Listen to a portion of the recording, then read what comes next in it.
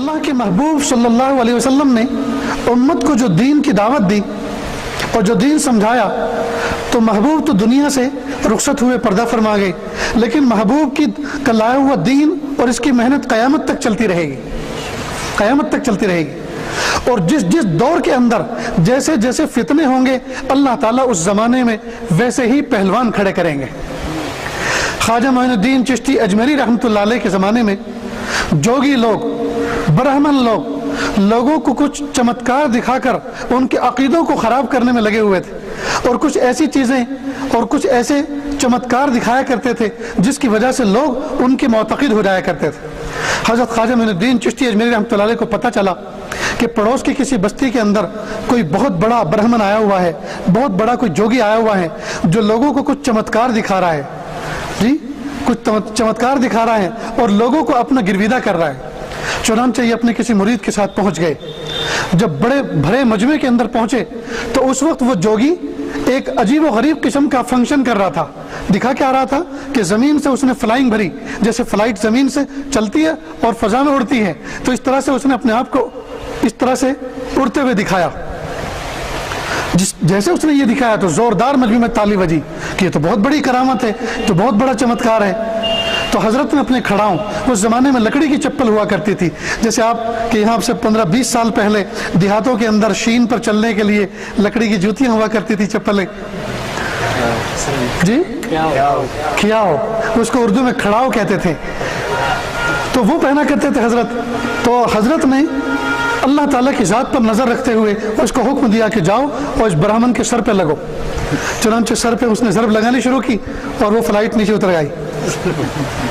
اب لوگ تعجب کر گئے۔ اب یہ پنڈت سمجھ گیا کہ ضرور کوئی اس مجمع کے اندر مجھ سے بڑا پہلوان آ گیا ہے، تو اس نے چیلنج کیا، اگر کوئی آدمی مجھ سے بڑا آیا ہو، میں چیلنج کرتا ہوں، میرے پاس ایک گر اور ہے جو اس کو وہ چیلنج نہیں کر سکتا، اس کو رد نہیں کر سکتا۔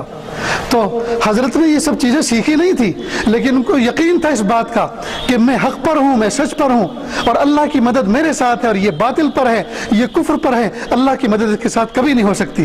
لہٰذا چیلنج کو انہوں نے پک کر لیا، اٹھا لیا، اور فوراً کھڑے ہوئے اور کہا اچھا آپ ہیں جو میرے چمتکار کو رد کر رہے ہیں؟ میں آپ کو ایسا چمتکار دکھاتا ہوں کہ آپ اس کو دکھا نہیں سکتے، آپ اس کو رد نہیں کر سکتے۔ کہا کیا ہے؟ کہ ایک پیالے پانی کے اندر میں اپنے پورے کے پورے جسم کو غرق کر سکتا ہوں، ایک پیالے پانی کے اندر، اور اس پیالے میں ذرہ برابر اضافہ نہیں ہوگا، پانی اتنا کہ اتنا ہی رہے گا، اور تھوڑی دیر کے بعد اپنے آپ کو پھر سے ظاہر کر سکتا ہوں۔ تو کہا آپ یہ کر سکتے ہیں، میں بھی کر سکتا ہوں۔ اللہ اکبر۔ دوستو، سنا دینا آسان ہے اور سن لینا آسان ہے، لیکن ایک باطل کا رد کرنا ہے، ایک حق کے جو ہے میسنجر کو، میسج پہنچانے والے ایک اللہ کے ولی کو حق کو پہنچانا ہے، اور حق کو بلند و بالا کرنا ہے، اور باطل کو مٹانا ہے۔ چیلنج قبول کر لیا اور کہا ایک پیالے نہیں 2 پیالے منگائے۔ چنانچہ 2 پیالے منگائے گئے، اور سارے کے سارے لوگ حیران، جو اہل ایمان تھے وہ بھی حیران کہ دیکھیں آج کیا ہونے والا ہے۔ پھر حضرت نے کہا گروجی سنو ایک بات، آپ اپنی قوم کے 2 آدمیوں کو کھڑا کریں مجمع میں سے، اور جس وقت ہم اس پانی کے اندر دونوں ڈوب جائیں، غرق ہو جائیں، دونوں 2 رومال لیں کپڑے کے، دونوں الگ الگ پیالوں کے اندر ان رومالوں کو ڈبو کے رکھ لیں، اور ان سے جو پوچھا جائے ان سے وعدہ لو اپنے مذہب کے اعتبار سے وہ سچ بولیں، سچ کے سوا کچھ نہ بولیں۔ چنانچہ بات طے ہو گئی۔ گرو نے کہا کہ ڈوبو آپ پانی میں، کہ نہیں، جیسے آپ ڈوبیں گے ویسے ڈوب کے دکھاؤں گا، پہلے آپ ڈوبیے، چیلنج آپ نے کیا ہے، میں کسی اور انداز سے ڈوب کے دکھاؤں گا تو آپ کہیں گے نہیں میں دوسرے انداز سے ڈوبتا ہوں، پہلے آپ ڈوبے، چیلنج آپ نے کیا ہے۔ چنانچہ اس نے اپنے پیر کا ایک ناخن ڈالا، کھڑا ہوا، پیارے میں ڈالنا شروع کیا، اور جیسے کینڈل موم بتی پگھلتی ہے اس طرح سے اس کا وجود پانی کے اندر ڈوبنا شروع ہوا اور ایک دم سے غائب ہو گیا۔ اللہ اکبر کبیرہ۔ زوردار تالی بجی مجمع میں۔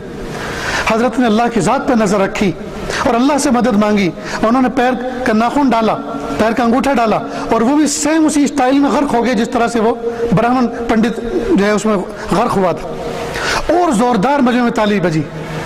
تھوڑی دیر کے بعد دونوں پھر سے نمودار ہوئے، اور دونوں بندوں نے وہ کپڑے کے رومال بھگو کے رکھ لیے۔ پھر حضرت نے کہا ان دونوں سے کہو سونگیں، تو تو ان دونوں نے سونگا کہ سچ بتاؤ، آپ نے وعدہ کیا تھا کہ جو بولیں گے سچ بولیں گے، دونوں کے اندر اسمیل کس طرح کی ہے؟ تو کہا ایک میں بیڈ اسمیل ہے، بدبو آ رہی ہے، اور ایک میں خوشبو آ رہی ہے۔ کہ سچ بتاؤ خوشبو کس میں ہے اور بدبو کس میں ہے؟ کہ جس میں یہ برہمن، یہ پنڈت ڈوبے تھے اس پانی میں بدبو ہے، اور جس میں آپ ڈوبے تھے اس میں خوشبو ہے۔ اب وہ بھی حیران ہوا، تو حضرت سمجھ گئے، فوراً برہمن کو کہا گرو جی آپ پریشان نہ ہو، نہ یہ آپ کے پانی کی بدبو ہے نہ یہ میرے پانی کی خوشبو ہے، حقیقت میں یہ باطل کی بدبو ہے اور یہ حق کی خوشبو ہے۔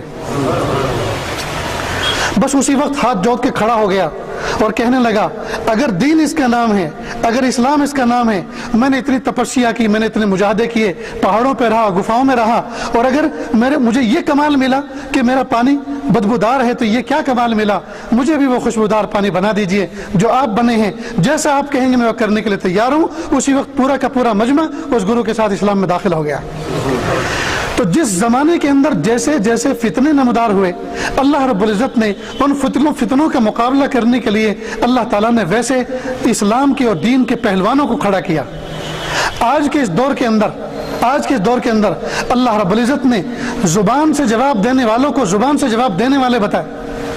جو زبان سے بکواس کر رہا ہوں، اللہ پاک نے ان کا جواب زبان سے دینے والوں کو تیار کیا، اور جو لوگ قلم سے بکواس کر رہے ہوں، اللہ پاک نے قلم کاروں کو تیار کیا، جو لٹریچر لکھتے ہیں وہ بھی دین کی خدمت کر رہے ہیں، جو واعظ و نصیحت کر رہے ہیں، تقریریں کر رہے ہیں جی وہ بھی دین کی خدمت کر رہے ہیں، جو باطل کا جواب میڈیا پہ آ کے دے رہے ہیں اور حق کو سمجھا رہے ہیں وہ بھی دوستو دین کی خدمت کر رہے ہیں۔